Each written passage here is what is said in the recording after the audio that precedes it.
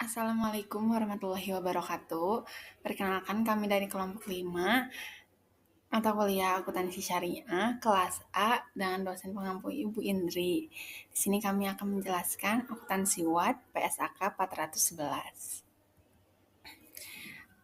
Anggota timnya ada saya Yasmin Khairunisa dengan NPM 1204 10 230076. Kemudian ada Siti Mardiah dan ada Azatun Nimah.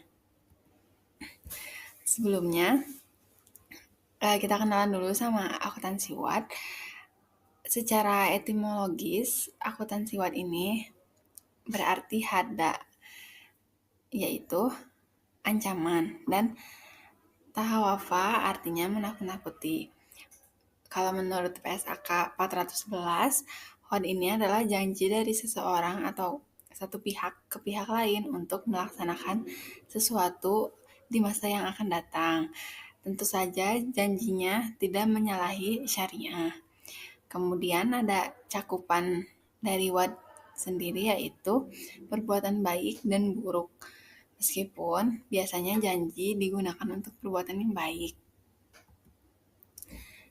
Ada karakteristik yang dimiliki si akuntansi WAD ini, biasanya diterapkan pada transaksi syariah seperti MBT, murabahah, line facility, jual sewa beli, kemudian dalam penerbitan sukuk, jual sewa janji beli, dalam SBS atau repo surat berharga syariah, dan lindung nilai syariah. Menurut fatwa DSN MUI nomor 85, WAD ini sifatnya mengikat. Janji wajib ditunaikan dan boleh dipaksa oleh pihak yang diberi janji atau oleh pihak otoritas yang berwenang. Tapi menurut fatwa DSN MUI nomor 27, WAD ini tidak mengikat. Sifat WAD yang tidak mengikat ini oleh pendapat ulama ahli fikih dari kalangan Malikiyah, Syafi'iyah, dan Hanabilah. Kemudian ada perbedaan WAD dengan akad, yaitu di hak dan kewajiban. Kalau akad itu wajib hak dan kewajibannya, kalau WAD itu belum menimbulkan hak dan kewajiban. Penuaian suatu WAD akan dituangkan melalui akad. Nah, WAD ini ada dua mekanisme, yaitu repo SBS dan lindung nilai. Kalau repo itu artinya repurchase agreement, adalah perjanjian penjualan surat berharga syariah yang diikuti dengan pembelian kembali SBS tersebut antara kedua belah pihak dengan harga dan waktu yang disepakati. Kalau lindung nilai, yaitu janji untuk membeli atau menjual mata uang dengan mata uang lain pada waktu dan harga yang telah ditentukan dengan tujuan melindungi dari risiko kerugian nilai tukar. Jadi perbedaan antara si SBS dan lindung nilai ini adalah kalau SBS itu bentuknya surat berharga syariah, kalau lindung nilai bentuknya mata uang, tapi keduanya sama, jadi setelah dijual kemudian dibeli lagi.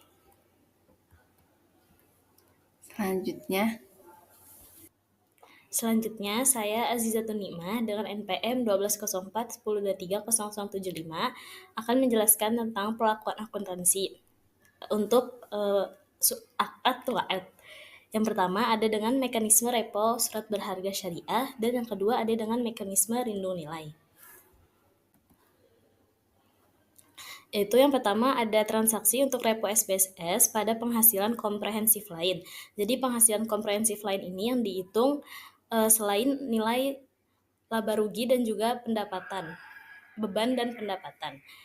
Ini ada di jual beli pertama. Contoh soalnya, Pada tanggal 1 Februari 2024, PT Berkah menjual sukuknya kepada PT Sejahtera seharga Rp750 dengan nilai perolehan sebesar Rp1.000. Diketahui nilai wajar sukuk pada tanggal 1 Januari adalah Rp800. Jurnalnya di PT Berkah ada kas sebesar harga jual yaitu Rp750 di debit dan kerugian penjualan investasi sebesar Rp250 di debit. Lalu ada investasi sukuk sebesar harga perolehan di kredit sebesar Rp1.000. Di PT Sejahtera jurnalnya ada investasi sukuk sebesar nilai wajar yaitu Rp800 dan keuntungan investasi di kredit sebesar Rp50 dan juga kas sebesar harga jual Rp750. Yang kedua ada penghasilan komprehensif lain selama periode waat. Contoh soalnya, pada tanggal 1 April, PT Sejahtera menerima imbal hasil sukuknya sebesar Rp20. Nilai wajar pada tanggal 1 April adalah Rp830. Jurnalnya itu di PT Berkah, no entry. Kalau di PT Sejahtera ada kas sebesar Rp20 di debit, ada pendapatan investasi sebesar Rp13,33 di kredit, dan juga investasi sukuk sebesar Rp6,67 di kredit. 6,67 itu diperoleh dari nilai tercatat di PT Berkah dikurang nilai tercatat di PT Sejahtera lalu dibagi 30. Jadi 1000 dikurang 800 dibagi 30. Selanjutnya ada ayat penyesuaian. Di PT Berkah jurnalnya itu no entry. Kalau di PT Sejahtera jurnalnya investasi sukuk sebesar Rp36,67 di debit dan keuntungan belum terrealisasi sebesar Rp36,67 di kredit. Rp36,67 itu diperoleh dari nilai wajar pada tanggal 30 April dikurang nilai investasi sukuk sementara yaitu Rp793,33. Jadi 830 dikurang 793,33 hasilnya 36,67.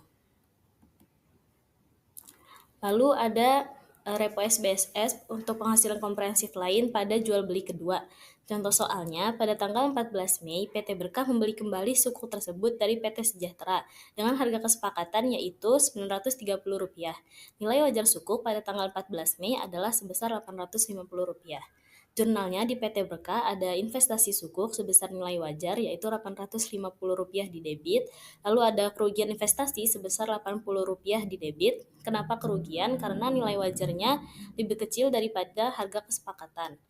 Lalu ada kas sebesar harga kesepakatan di kredit Rp930.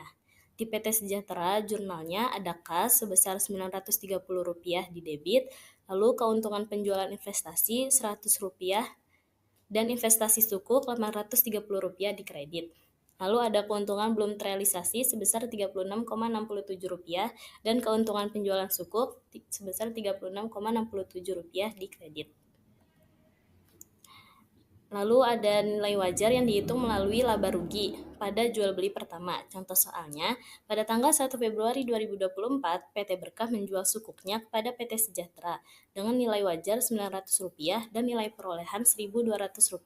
Jurnalnya di PT Berkah ada kas sebesar nilai wajar yaitu Rp900 dan kerugian sebesar Rp300 di debit. Lalu ada investasi sukuk sebesar nilai perolehan Rp1.200 di kredit. Lalu di PT Sejahtera jurnalnya investasi sukuk sebesar Rp900 yaitu nilai wajarnya dan kas di kredit sebesar Rp900. Lalu nilai repo SBSS nilai wajar melalui laba rugi pada penjualan selama periode waat. Contoh soalnya pada tanggal 28 Februari 2024 PT Sejahtera menerima imbal hasil sukuknya sebesar Rp20. Nilai wajar pada tanggal 28 Februari adalah Rp935. Jurnalnya di PT Berkah itu no entry, sedangkan di PT Sejahtera ada kas sebesar Rp20 dan pendapatan investasi sukuk sebesar Rp20. Selanjutnya, saya Siti Mardia dengan NPM 1204 10230024 akan melanjutkan penjelasan tentang penjurnalan akuntansi waat. Selanjutnya, masih pada mekanisme repo SBS, nilai wajar melalui laba rugi pada ayat penyesuaian. Contoh Soalnya yaitu dilakukan pencatatan untuk penyesuaian nilai investasi sebesar nilai wajar Rp935 pada PT Berkah No Entry, sedangkan pada PT Sejahtera terdapat investasi sukuk di debit Rp35 dan keuntungan belum terrealisasi Rp35. Ini disebut keuntungan karena nilai wajar lebih besar daripada nilai kesepakatan. Dan Rp35 ini didapati dari nilai wajar pada 28 Februari dikurangi pada nilai wajar tanggal 1 Februari. Selanjutnya, nilai wajar melalui laba rugi pada second leg jual beli atau jual beli kedua. Contoh soalnya, pada tanggal 6 April 2024, PT Berkah membeli kembali sukuk tersebut dari PT Sejahtera dengan harga kesepakatan yaitu Rp935. Nilai wajar sukuk pada tanggal 6 April 2024 adalah Rp1.035. Pada PT Berkah, penjurnalannya yaitu investasi sukuk di debit sebesar Rp1.035 dan kasnya Rp1.035. Investasi sukuk ini yaitu nilai perolehan.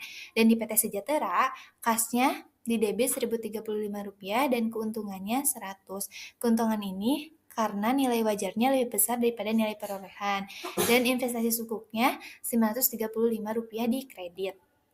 Selanjutnya, pada mekanisme lindung nilai. Dalam lindung nilai kompleks transaksi spot pertama.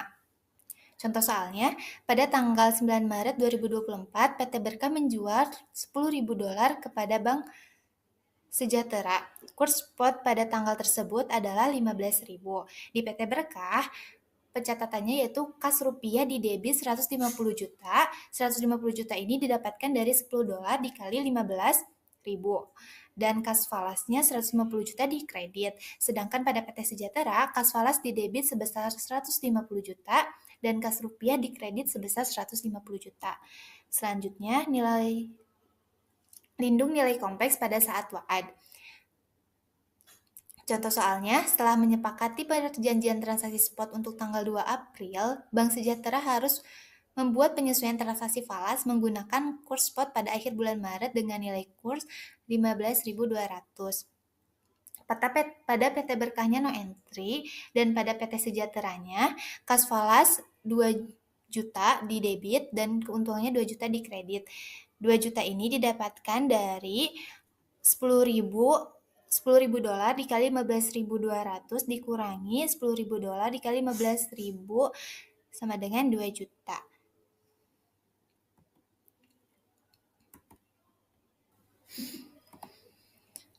Selanjutnya, lindung nilai kompleks pada transaksi spot kedua atau saat pelaksanaan.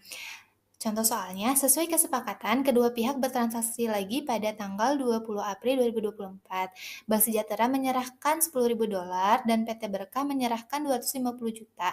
Pencatatan ditulis dalam rupiah dan dengan menggunakan kurs pada tanggal 31 Maret 2024. Pada PT Berkah, penjurnalannya yaitu kas falas pada saat ini sebesar 152 juta di debit dan kerugian 98 juta di debit. Ini kerugian karena falas waadnya lebih besar dari falas masa kininya.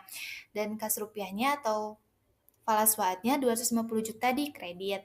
Pada PT Sejahtera, jurnalnya, kas falas di debit 2 juta, keuntungan di kredit 2 juta. Kas rupiah atau nilai yang diserahkan pada saat kesepakatan atau transaksi kedua sebesar 250 juta di debit. Terus keuntungannya di kredit sebesar 98 juta dan kas falasnya di debit sebesar di kredit sebesar 152 juta. Sekian dari kelompok kami. Terima kasih. Assalamualaikum warahmatullahi wabarakatuh.